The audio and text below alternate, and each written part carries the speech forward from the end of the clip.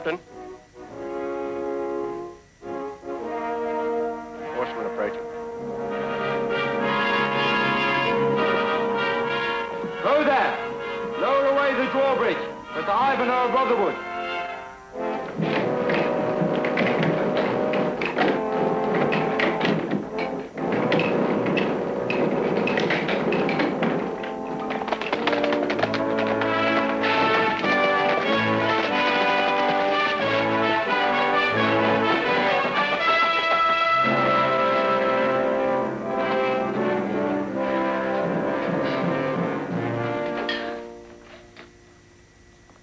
Sir Ivanhoe, thank heaven you've come. We came as soon as your message arrived, Sir Thomas.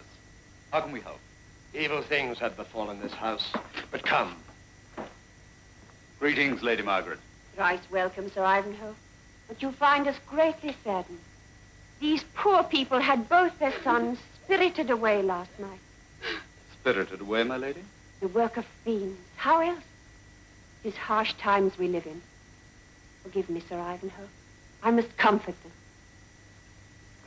Rumor has it that evil spirits are responsible. I don't understand.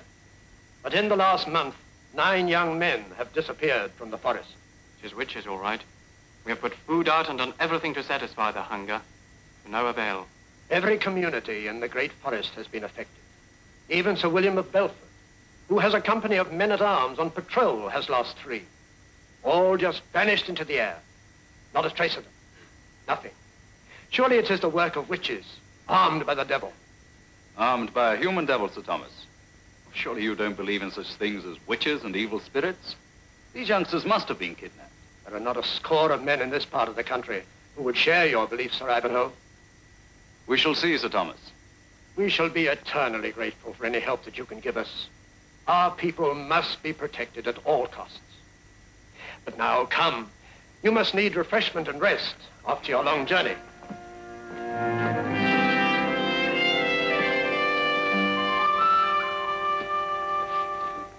Sir? Well, Bob, what is it?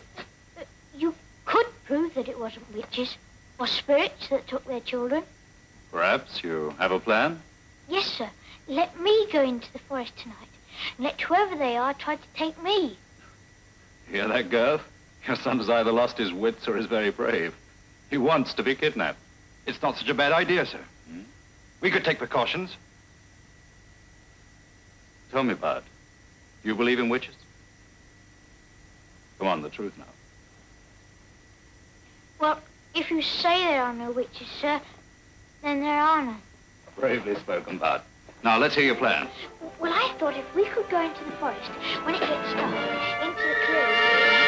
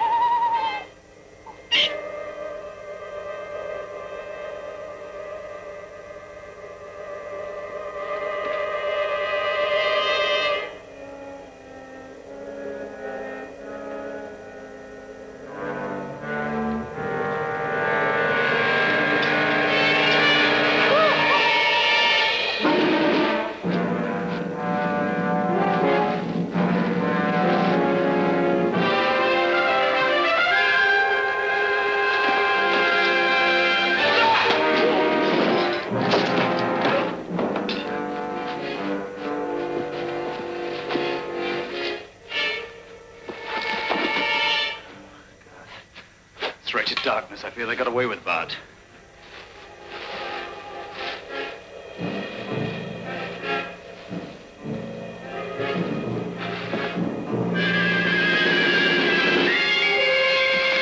Sir Ivanhoe, what happened? We heard the sound of fighting. Call it that. It was more like a defeat. But one thing's sure. Your witches are men, all right. They escaped us in the darkness with young Bart. I should never have let him do it. Oh, don't blame yourself, sir. Anyway, I nearly caught one of them. Look at this piece of tunic. Strangely woven. It's not an ordinary garment. Oh. I say it was part of a seaman's coat. Mariner's coat? What in the name of all the saints is a sailor doing in the forest? It's not so strange. We're only a few miles from the coast. The man could have come from Port Tregar on the river estuary. It's near Sir William of Belford's castle. Port Tregar. Go. Get the horses. We'll try and pick up the trail of our seafaring friends. If they're not the kidnappers, they'll lead us to those who are. Right, sir. Aylward, you return to Sir Thomas. Tell him to wait until he hears from us. At the Port Tregar Inn, we saw the man with the torn tunic and a companion. They were sailors, all right. We were talking to a castle captain who wore the crest of a black boar beneath his cloak. That's Sir William of Belford's coat of arms. Yes, well, he left the sailors and led us toward Belford Castle. But we lost his trail. Clean vanished, he did. In a clearing near the castle. Yes, well, those are the facts so far, Sir Thomas. Now, can you tell us anything about this Sir William of Belford that might help? Worst neighbor a man never had. Sir William is brutal, selfish, an unjust man, a land grabber. He appears very wealthy. And he keeps Lady Agnes, his rich and beautiful ward, a prisoner in the castle. Quite a mixture. A beautiful prisoner, peasants disappearing, a mysterious source of wealth. If he harms Bart, I'll tear him to pieces. And I'll join thee, Gurth. No, there's no evidence Sir William's involved. But we saw the captain with the sailors, didn't we? And he led us back to the castle. That's not proof. It merely raises suspicion. How can we obtain proof? Well, possibly by entering the castle. Belford Castle is impregnable. Sir William has 100 men on duty there.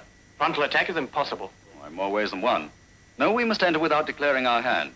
Evidence can be hidden far too easily. Will be difficult. Sir William is entertaining Prince John. He's expected tomorrow.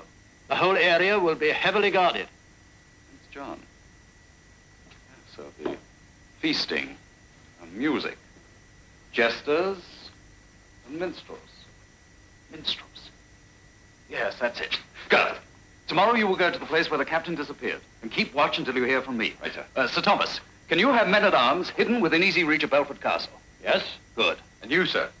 Aye? Sir Thomas, do you have a lute? A lute? Yes, I think so. Good. I should like to borrow it. We are preparing to break into a fortress and Sir Ivanhoe starts serenading. I don't understand it.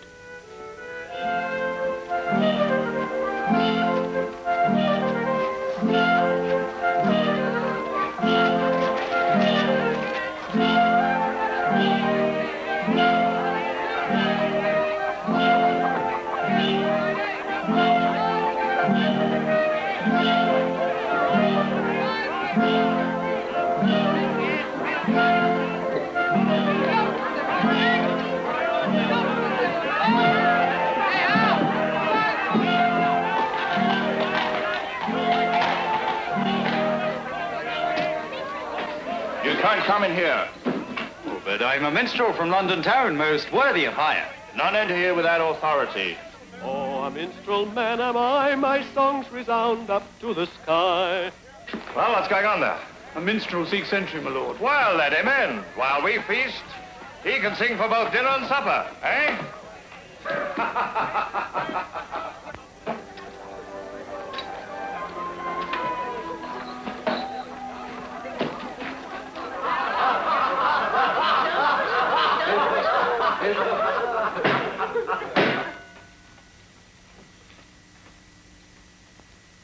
I have an announcement to make. In addition to being honored by the presence of Prince John for the Feast of St. Benedict, today will mark another glad occasion. My marriage to the Lady Agnes. Health and long life to Lady Agnes. Lady Agnes.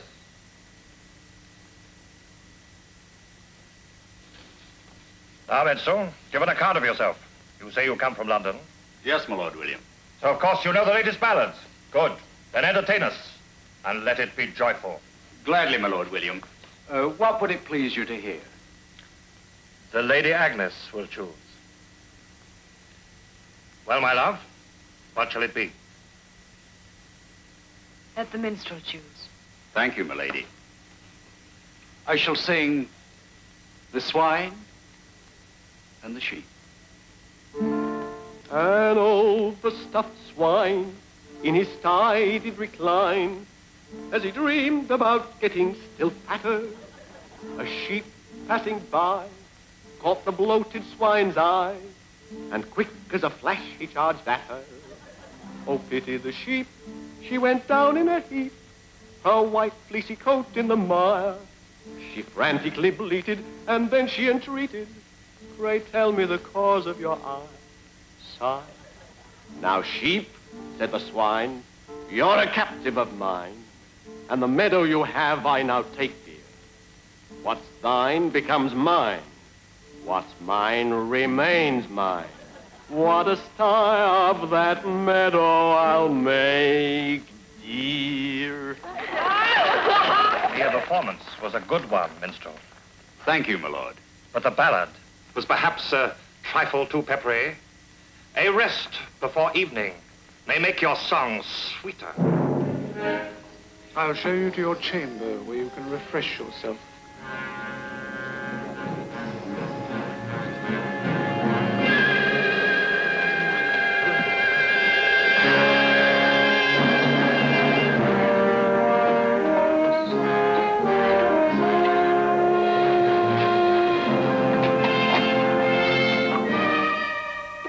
Your chambers, Sir Minstrel.